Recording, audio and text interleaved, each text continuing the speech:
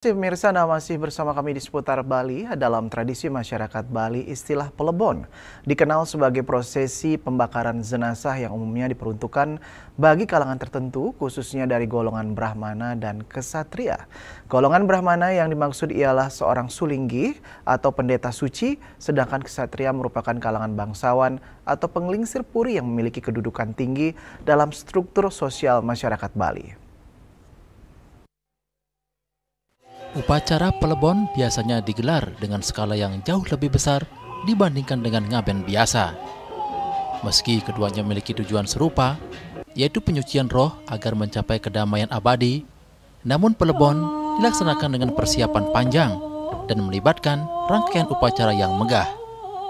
Salah satu pelebon paling terkenal dalam sejarah Bali adalah upacara pembakaran jenazah Permaisuri Raja Klungkung, Ide Idewa Agung Okegeg, yang merupakan raja terakhir Klungkung yang diangkat oleh Belanda dan wafat pada tahun 1965. Prosesi pelebon tersebut menggunakan sarana lembu, naga bande, serta badi tumpang sawelas atau menara jenazah bertingkat 11 setinggi 28 meter dengan berat sekitar 7 ton. Sebanyak 350 warga secara bergantian mengusung badai itu sejauh 100 meter dalam satu kali putaran, disaksikan oleh ribuan masyarakat yang memadati jalanan Klungkung kala itu. Sebelum pelaksanaan upacara, jenazah biasanya disemayamkan terlebih dahulu di puri sejak hari meninggal dunia hingga tiba waktu pelaksanaan pelebon. Selama masa penyemayaman, keluarga dan masyarakat akan melakukan berbagai persiapan ritual. Halo. Serius!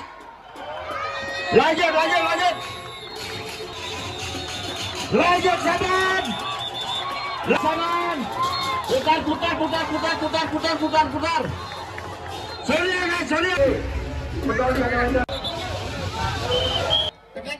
Prosesi pelebon dimulai dengan penentuan hari baik atau Nuasen Karya dan Nektegan Karya, yakni memilih hari yang dianggap suci agar seluruh rangkaian upacara berjalan lancar tanpa halangan, baik secara skala atau lahiriah maupun niskala atau spiritual.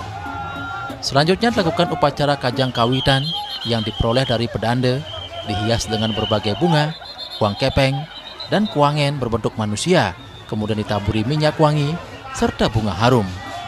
Sebelum diusuk menuju setre atau kuburan, badi dan lembu disucikan terlebih dahulu.